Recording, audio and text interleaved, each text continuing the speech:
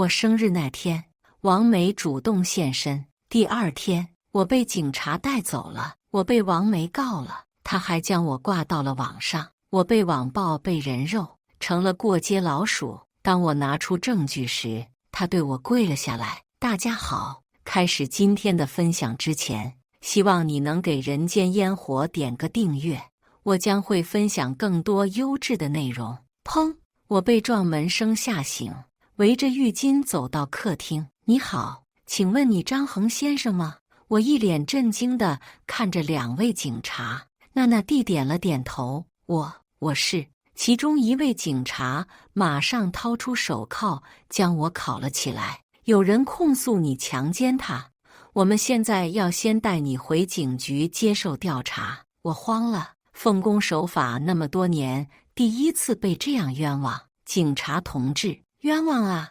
年纪稍大的警察对我皱眉，大声呵斥道：每个罪犯都说自己是冤枉的，如果你是无辜的，就请你拿出证据证明你的清白。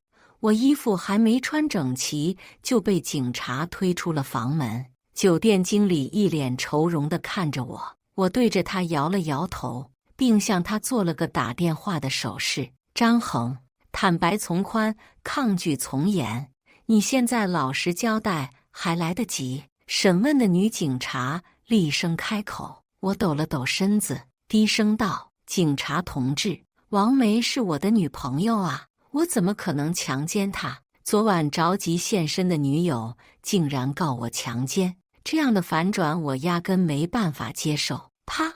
女警察大力地拍了一下桌子，厌恶地看了我一眼。人家女孩子都把证据带来了，等 DNA 检验报告出来，我看你还如何狡辩。即使她是你的女朋友，你未经过她的同意强行进行的行为，也构成了强奸罪。一旁的男警察补充道。我颓废地坐在椅子上，此刻的心情犹如吞了苍蝇一样恶心。半晌，我扯了扯嘴角，现在开始我保持沉默，一切等我的律师来了再说。取保候审出来后，我立马约了王梅见面。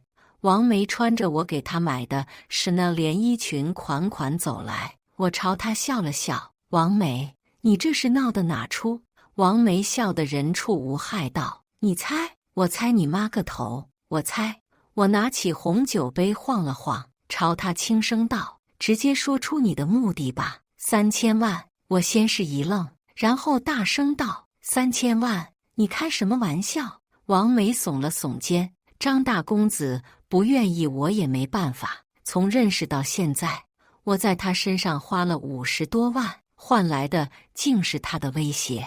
真心付出却换不来真爱，我究竟错在哪？我抚了抚发红的眼角，低声问他：所以一开始你就是有目的地接近我是吗？突然，神情自若的王梅捂着脸哭了起来。张恒，你在瞎说什么？我承认当初是我主动约你吃饭，可你也不能说我是对你有目的呀。我一脸懵逼地看着他，四川变脸都没他那么快，这眼泪说来就来。不是，你还觉得委屈了是吗？张恒，明明是你强迫了我，你不承认就算了，你还倒打一耙。王梅边哭边拿起手机点了录屏。我现在就要将你的恶行公之于众。然后他就拿手机对着我的脸拍了起来。我大手一挥，厉声道：王梅，你他妈到底想干嘛？我不想干嘛，我现在就想将你这个罪行公之于众，让大众知道你这个恶人。王梅一脸得意地看着我，但声音却委屈无比。这个时候我哪能不明白，我他妈就是被仙人跳了。我气急，立马拨通了张军的电话。张军，你他妈哪里认识的王梅？老子被他仙人跳了，他要老子3000万，我他妈就是把这钱捐了，也不可能给这婊子1分钱。未等他开口，我就挂了电话，扬长而去。王梅发了条视频挂到网上，视频里她双眼通红，哽咽难言。原以为温文尔雅的他是我的良人，可他借着他生日，不停地让我喝酒，然后将醉酒的我哄骗到了酒店。那时的我已经全身无力，只能任他摆布。他脱掉我衣服的时候，我已经恢复了一点神智。我哭着求他放过我，求他放我走，只要放我走，我可以什么都不追究。可他看到我哭了，更加兴奋。他把我的手绑了起来，一边施暴一边威胁我说，如果我说出去，他就将今天的视频曝光，让所有人都看看我的裸体。我当时吓得晕了过去，再醒来时他已经倒在一旁呼呼大睡。我悄悄挣脱开绳子逃了出来，我马上报了警。可我没想到他可以取保候审，他约了我出来，威胁我撤诉，还污蔑我当初接近他是有目的，还骂我是婊子。如果不是在公共场合，我估计他都会对我施暴，毕竟他发脾气的样子太恐怖了。我不知道法律会不会还我一个公道，毕竟我出身卑微，而他有钱有势。我看着视频气到浑身发抖，将身旁台灯大力地甩了出去。视频的热度一下飙升，直接成了榜首。我去，我算是开了眼了，又是恐男的一天。这样的人还能取保候审？求求赶紧把他关起来吧！我不停地拨打着王梅的电话，他却将我拉黑了。我驱车赶到了他家，他将我拒之门外。王梅，你什么意思？你知不知道造谣是要坐牢的？我大力地拍打着他家的大门，他隔着门朝我大声嚷嚷道：现在知道害怕了吗？我告诉你张恒，3000万变成5000万了，你还要跪着向我道歉，我才会放过你。我拔高了声音，你他妈想得美，老子1分钱都不会给你。我爸把我骂得狗血淋头，不就5000万，你给不起我来给，你赶紧打钱过去。我捂着被他扇了一掌的右脸，高声怒吼，不可能，我没做过的事情我绝不对承认。我相信你是无辜的，可你要为集团考虑考虑，万一热度降不下来，股价肯定暴跌，到时就不是5000万的事情了。妈妈心疼地抚着我的脸颊，轻声道。我双眼通红，大声质问着他们，我的清白就不重要了吗？我爸抚着胸口，上气接不了下气。我妈费了好大劲才哄好了他。律师瞒着我私下联系了王梅，可他又加了码，要求我们给他1个亿。我直接对王梅提起了反诉讼。王梅见我不服软，又挂了一个他家大门的视频，他家被泼了红漆，写着闭嘴贱人几个大字。王梅声称人身安全受到了威胁，祈求网友们的庇护，并将我的身份证、手机号、家庭住址曝光在视频里。视频出来后，我们一家人的手机被打到自动关机，甚至有网友堵住了我爸妈的车子，拍着他们的车窗，扬言要替天行道嘎了我。我爸妈被吓得在车上吃了好几罐酒心丹。公司的女员工见到我像见了鬼一样。我还收到了好几个带有动物尸体的包裹，里面全是咒骂我全家的话。我一直隐忍着，同时花了大价钱去救王梅的老底。如果一个人对某些事情手到拈来，那么他肯定是有前科，只是未被曝光而已。王梅给律师打了个电话，大致的意思是给了钱他就澄清，再不给他还会继续爆料。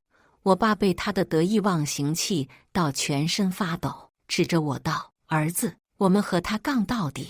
律师将我爸的话原封不动回了过去。不到半小时，王梅的账号又更新了一条视频，视频里有我威胁他的聊天记录，以及我昔日好友张军对我的评价。你以为你能威胁得了我？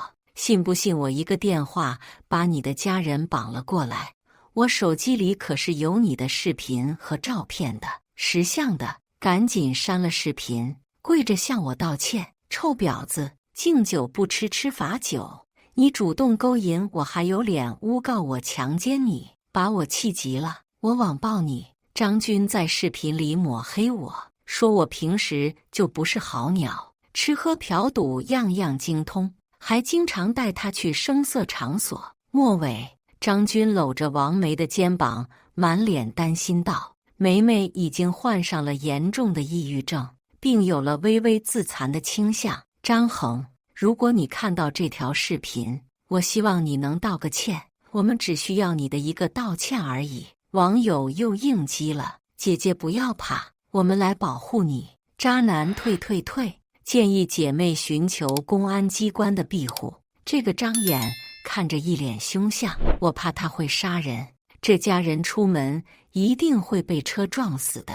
我看着视频勾了勾嘴角，看来他们是一伙的。当天公司股价大跌，大门被泼了大粪，一些甲方更是直接断了合作，将我们公司拉进了黑名单。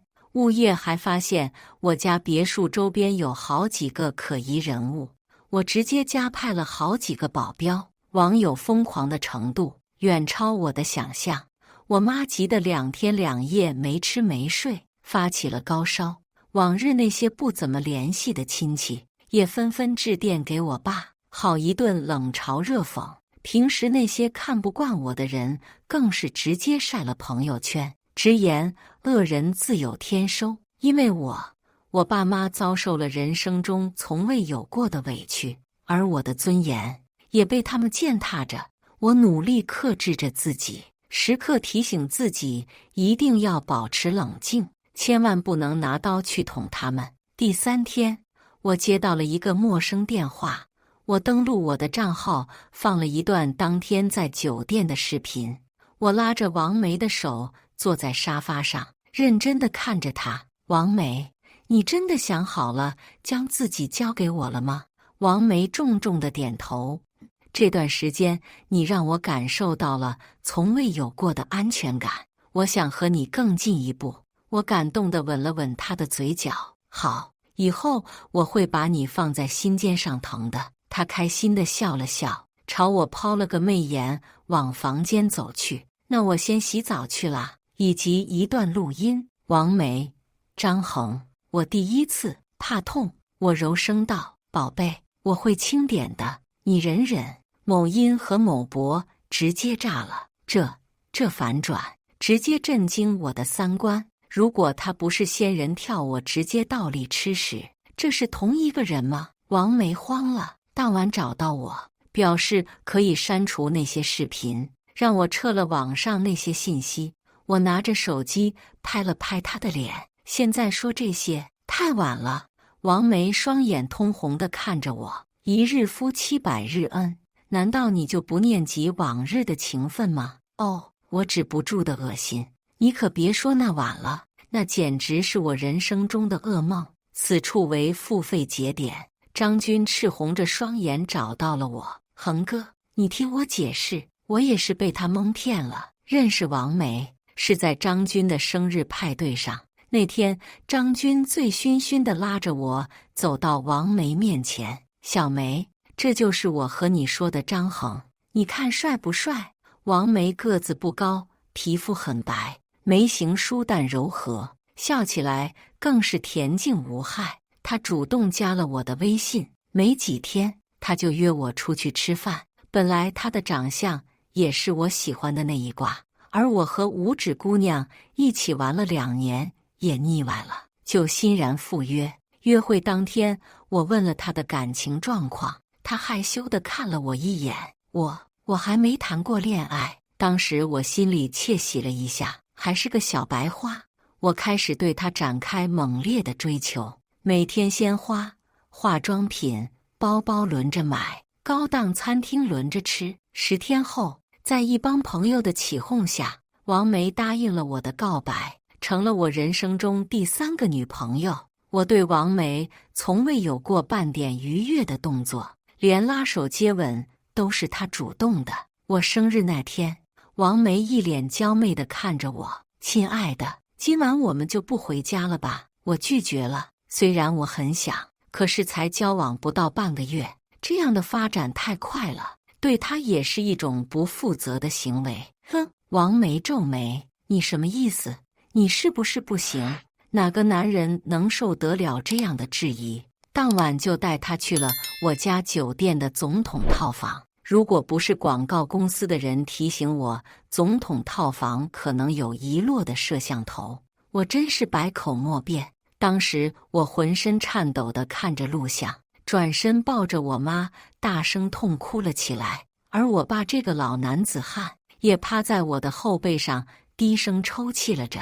张军，是你把他介绍了给我，也是你发视频抹黑我。你说你是被他蒙骗的，你觉得我还会相信你吗？我冷眼看着张军，大声质问道：哥，我真的是被他骗了。之前我压根不知道是他主动的呀。那天他找到我，边哭边拿了那些聊天记录和视频给我看，我一时头脑发热，就答应他拍了那个视频。我大声打断他：够了，不要再恶心我了。你是头脑发热还是见色起意，你自己心里清楚。我张恒会告你和王梅，告到你们坐牢为止。律师动作很快，不到1周，法院的传票就寄了出去。王梅害怕了，连夜将所有指控我的视频删除。可一切都晚了，我提前安排了律师，将他发的所有视频以及网友的恶评全部保存了证据。开庭当天，王梅满脸憔悴地站了起来。即使那天是我主动的，可我家大门的红漆肯定是他派人泼的。他威胁我的那些话也是他发的，他威胁我是事实。我有严重的心理疾病，我会控诉他强奸我，完全是因为我有心理问题，我有臆想症。我做出这些举动完全不是我能控制的。我被他这一招打得措手不及，完全不知如何应对。律师一脸头疼地看着我，他有医院的诊断证明，这个事情有点难搞了。我咬了咬下唇，我不甘心。爸妈鼓励我，让我不要着急，慢慢找证据。可王梅急了，他又把我挂到了网上。他对着镜头潸然泪下。我不是故意的，我的身体里有2个小人，黑色小人每天都对我说张恒是坏人。那晚半夜醒来，小人和我说赶紧跑，去报警。我就去报了警。报警出来后，我有清醒一段时间，可没几天，我又被小人控制着，录了视频发到了网上。看到张恒发出的视频后，我的头痛得像要炸开了一样。我去了医院，我才知道我得了臆想症。张恒，你原谅我好不好？我现在肚子里有你的宝宝了，你看在孩子的份上，原谅我好吗？网上再度激起轩然大波，我的账号受到了各种谩骂。你对一个有心理疾病的人都能硬得起来，你真是狗都不如。她怀了你的孩子，你还要告她，你不配做人。我求求你这样的人去死吧，不要污了我们的眼。我气得将电脑砸了个稀碎。见过恶心的，没见过那么恶心的。爸妈站在书房门口，一脸心疼地看着我。要不就算了吧。我摇了摇头，轻声道：网络暴力是一场没有鲜血却漫无止境的屠杀。他们举起了键盘，以为自己是至高无上的神。如果我现在算了，就是向这些键盘侠低头，他们会因为这次的胜利沾沾自喜，继续攻击着下一个无辜的人。我拉着律师去医院取证，但被医生赶了出来。律师拍了拍我的肩膀，安慰道：没事，慢慢来。我已经做好打长久战的准备。为了提高效率，我和律师分头行动。他继续收集着网络暴力的证据，我去找了私家侦探。或许我们可以从那个医生的身边人入手看看。杨老板建议道。我让他按这个方向查，没几天就有了好消息。这个医生还真是的和王梅有点关系。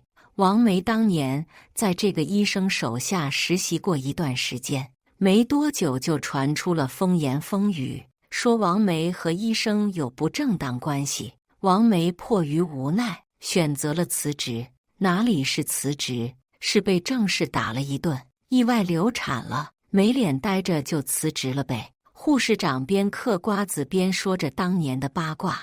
我朝他递了一个信封，感谢道：“杨护士长，感谢您的知无不言，这点小心意还望你收下。接下来可能要麻烦你出庭做个证明。”杨护士长接过信封，笑道：“有用得着我的地方，尽管开口。”再次开庭时，有不少传媒记者赶到了现场。你好，请问你这次会提供新的证据证明你的清白吗？请问你会对你孩子的母亲做出怎样的举动？请问你的良心会遭受到谴责吗？面对网友的质疑，你有没有想说的？我护着爸妈，直接转身走向法院。面对恶意挑起你情绪的人，漠视是最好的办法。杨护士长还未说完，王梅就激动地大喊大叫，情绪异常激动。审判长宣布休庭10分钟。我借机出去抽了根烟，王梅拦住我的去路，大声质问我：“我肚子里可是有你的孩子的，你非要逼我上绝路吗？”我瞟了他一眼，嘲讽道：“你还说你和我是第一次呢？你觉得我现在还会信你吗？”我竖着中指将他轻轻推开，低声道：“接下来会更精彩。”王梅看到播放的视频时，直接炸了。她捶着桌子大声道：“这是假的，这是伪造的！”审判长敲了敲桌子，厉声道：“该视频已经过质证，也经过法院的依法认定。”而那个医生身子一下子软了，他接受了王梅的贿赂和色诱，伪造了病历，等待他的将是法律的制裁和医院的处分。在我以为这次能将王梅告倒时，王梅晕倒了。当天庭审延后，王梅在医院开启了直播。谢谢各位大哥的关心，我现在已经没什么危险了，肚子里的宝宝也很好。我也不知道为什么他可以对我们母子那么狠心。我很爱张恒，也就是因为太爱了，所以才会做傻事。我知道我错了，可肚子里的孩子是无辜的，我不想孩子在监狱里出生。我站在病房门口，冷笑着听他继续风言风语。那晚上2次我都采取了措施，而且医生说胎儿大概12至14周左右。我和他发生关系那晚是在1个半月之前，这他妈的压根就对不上。我双手抱胸走了进去，看到王梅对着手机抛了个眉眼，我直接恶心到溢出来。收拾好心情后，我走到王梅跟前，开口质问：“孩子12至14周，我他妈认识你到现在才2个半月，你是打算强扣这顶帽子在我头上了？”“对呀，只要我不做亲子鉴定。”我说着，孩子是的就是你的。王梅一脸无耻道。我被气笑：“你以为就你能网暴我？你也太小看我了。”王梅大声质问我到底想干嘛。我朝他阴恻恻地笑了起来：“晚点你就知道了。”我在网上发了个求救视频，女友怀孕12至14周，可我和她才认识2个半月，发生关系才1个半月。请问孩子的父亲是我吗？恭喜你，帽子颜色为深绿，你不就是强奸门的怨种男主吗？孩子竟然不是你的，好歹独一女的。网友纷纷跑到王梅账号里留言：“见过脸皮厚的，没见过你那么厚的。每次实锤后，你都开始装可怜。这次，请你拿出亲子鉴定结果出来。我的真心被你辜负了。我还替你发了好多诅咒男生的话。”舆论越来越偏向我这边。王梅在医院躺不住了，她挺着大肚子找到了我。我慌忙走到有摄像头的地方，离他1米远。“你想干嘛？”王梅边说边流泪。“我错了，我不应该污蔑你，我向你道歉，你撤诉可以吗？”我讥笑道：“你觉得你对我的伤害，一句道歉就可以抹平吗？”王梅心虚地看着我：“我就是在网上说你2句而已，你受到什么伤害了？”我妈病倒，我爸心脏病险些发作，公司股价大跌，合同损失1000万等等。我冷眼道。他愣了一下：“你等着牢底坐穿吧，因为你造成的损失，我要全部讨回来。”王梅哭了，对着我跪了下来：“张恒，求求你放过我吧，我肚子里还有孩子，我爸妈身体又不好，如果你不撤诉，我爸妈肯定会被你气死，我的孩子也会因为你而流产的，真是绑得一手好架。王梅，我之前有多喜欢你，现在就有多恶心你。你想道德绑架我，那你打错算盘了。我现在对你已经没有道德了，我现在只想早点把你送进去。”我对着他恶狠狠道：“那我现在就死给你看！”王梅趴在地上，对着我大喊道。我朝他耸了耸肩：“那你走远点，别脏了人家的地方。贪图富贵的人不会轻易放弃自己的生命。”王梅的孩子没了，威胁我不成。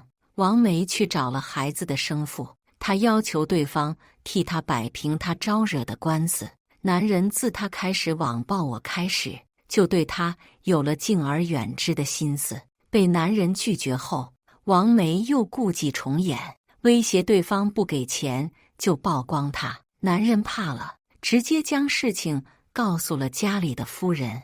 王梅被对方揪着头发，连扇了30个耳光，她被打到连声求饶，满口鲜血。她被拖着进了一条阴暗小巷，不到2分钟，王梅大声哀嚎着，一声比一声响。被发现时，她的整个下体塞满了辣椒粉，血流不止。孩子没了，王梅也差点疯了。开庭时间一延再延，我妈担心她会装疯卖傻，我摇了摇头。监狱可能会比外面更安全。在等待期间，我也没闲着，对张军和之前转发王梅视频的几个大 V 发起了诉讼。张军被判了1年，其他人按转载量不同，分别赔付了20至50万。还有一些小自媒体博主和素人，我也没放过。现如今，自媒体造谣乱香愈演愈烈，人们的一再忍让只会让他们越来越猖狂。被污蔑了，不要自证，而是拿起法律的武器来保护自己。法庭上，王梅强调自己孩子没了很可怜，希望审判长能从轻发落。我将所有的证据提交了上去。王梅大门的红漆是他自己雇人淋上去的，而那些我威胁他的聊天记录，也是他自己创了微信小号自导自演的。面对我提供的证据，王梅毫无反驳之力。王梅因造谣、敲诈勒索罪被判了8年，并处罚金500万。王梅当庭提起上诉，1个月后，检察院驳回上诉，维持原判。王梅入狱不到1个星期，网上又爆了王梅的大瓜。5年的时间里，先后有10多名男士被王梅以同样的方式敲诈勒索，金额高达3000多万。这些人联名起诉王梅，1个月后开庭。由于原告众多且证据确凿，王梅当场认罪，刑期加了3年5个月。法院判决下来后，我特地录了个视频放到平台上，感谢苍天有眼。网友评论：哥，请收下我的膝盖，当初我也说了你不少坏话，对不起，我真诚地向您道歉，对不起。公司因为诬告门造成了巨大的损失，我为了赎罪，5年时间里日以继夜地为公司拉业务、树口碑。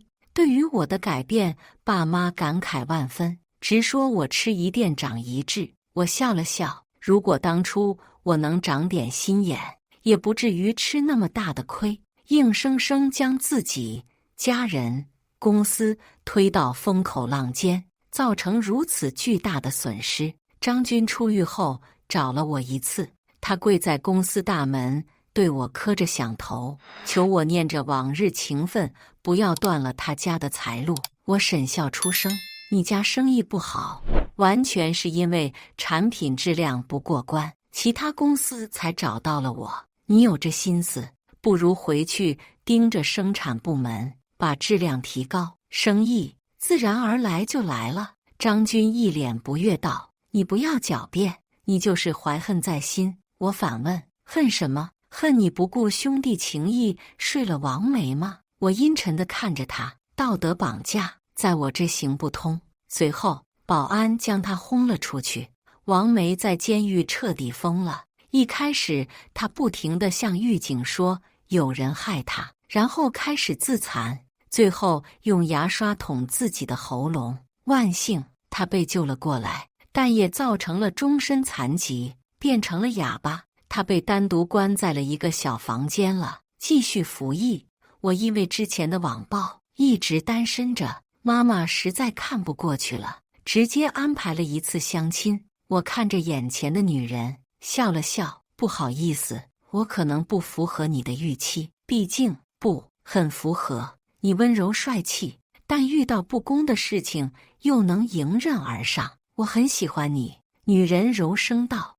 我注意到她的耳珠由粉变红，最后变成深红，并且在一点点往其他地方蔓延，最后连锁骨那一块都红了。我呼吸一滞，心中那一滩死水泛起了涟漪。叮咚，胸腔微微颤抖着。那很高兴认识你，我的女朋友。女儿5岁那年，我在马路上遇到了王梅。原本我是认不出她的，毕竟此时的她脸上遍布了疤痕，衣不遮体，浑身散发着恶臭。老婆指了指她，低声问：老公，他好像一直叫着你的名字，是当年那个人吗？我眯了眯眼，沉声道：是他。走吧。番外：王梅出狱后的第3年，冻死在郊外。以上就是今天分享的故事。大家有什么想说的、想吐槽的，欢迎在下方评论交流。也更希望能给人间烟火点个订阅，我将会分享更多优质的故事内容。